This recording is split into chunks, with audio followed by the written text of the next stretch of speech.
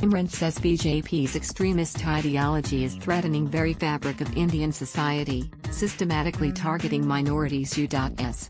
Senator Bernie Sanders condemns unacceptable annexation of Kashmir by India, seeks government's intervention in peaceful resolution of dispute. Islamabad, Prime Minister Imran Khan and U.S. Senator Bernie Sanders on Sunday slammed the curfew imposed by the Indian government in occupied Kashmir and urged the international community to stop Indian atrocities against the innocent Kashmiris. They said this while separately addressing the 56th Convention of Islamic Society of North America, ISNA. Prime Minister Imran, who could not attend the convention in Houston, addressed the attendees via video call. The Prime Minister urged the international community to realize the importance of the serious threats posed to regional peace by the supremacist Hindu group Rashtriya Swayamsevak Sangh, RSS, which is the parent group of the ruling Bharatiya Janata Party, BJP, in India. They have taken over a nuclear-armed country with a mad ideology, he said. I am trying my best, but from business platform you have to make the concerted effort to make people understand this phenomenon which has taken over India. You have to make the Western societies understand the RSS.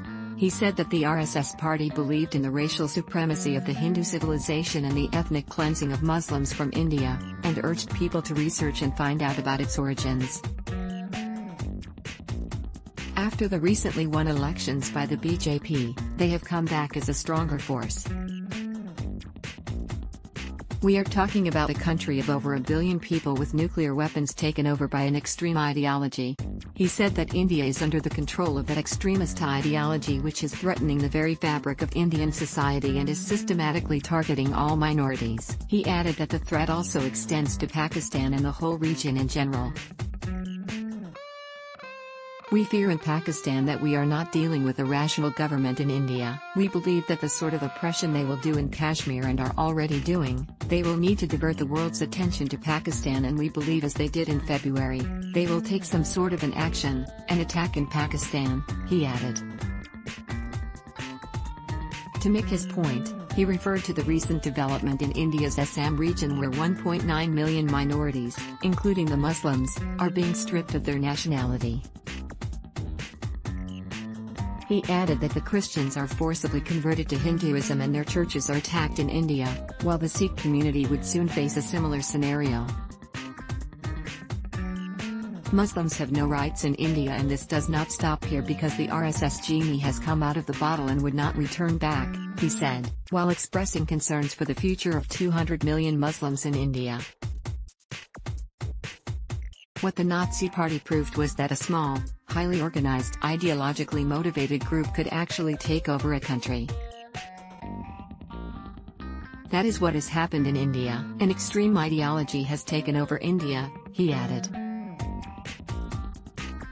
He said the former Indian Home Minister, in his public statement, had admitted that RSS terrorists were trained in camps and it had about 4 million members. The Prime Minister once again urged the international community to understand its responsibility in resolving the Kashmir issue.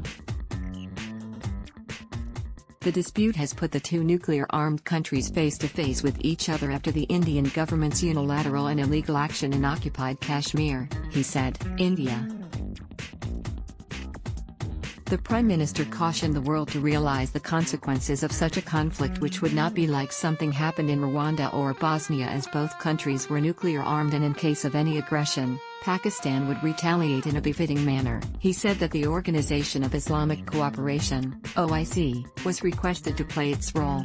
Besides, he would raise the issue at the upcoming United Nations General Assembly, UNGA, session in New York.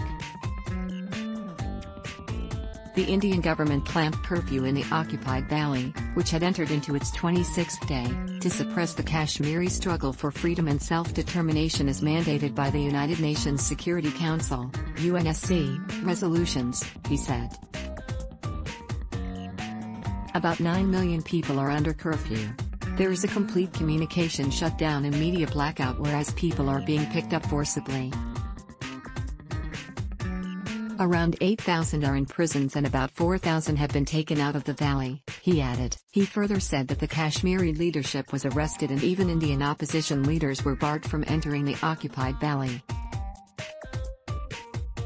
About 900,000 Indian soldiers have been deployed in the valley, and all this is happening in the 21st century while the world watches, he added. The premier said that Narendra Modi's government had annexed Kashmir, which was a disputed territory. The UNSC resolutions had given the Kashmiris the right to decide their own destiny through referendum. The UNSC resolutions still stand, he added. The BJP government, he said, annulled its own constitution by scrapping Article 370, which gave a special status to IAC, besides Article 335A with the aim to change demography of the area by turning Muslims majority into minority. It is also a violation of Geneva Convention, as its Article 49 says that you cannot change the demography of the occupied lands, he stressed. Speaking about the global surge in Islamophobia, the Prime Minister said it was unfortunate to link any religion with terrorism. Islam is a religion of peace and has nothing to do with terrorism. Rather, terrorism has nothing to do with religion. People in the West need to be sensitized on how to differentiate religion from individual acts, he said. He said that after 9/11 every Muslim in the West was viewed with suspicion, adding that the term Islamic terrorism was to blame for the Islamophobia rampant in today's world. Islamophobia is to blame for the attacks on Muslims in Europe and around the world, including the recent attack on a mosque in Christchurch, the premier said, while urging ISNA members to use their platform to address misconceptions in the Western world about Islam and Muslims. Sanders urges U.S. government to help in peaceful resolution of dispute. Speaking at the event, Democratic presidential candidate for the U.S. elections 2020 Bernie Sanders expressed deep concerns over the situation in occupied Kashmir, where the Indian government had revoked Kashmiri autonomy, cracked down on dissent and initiated a communications blackout, while terming India's move to annex occupied Kashmir as unacceptable.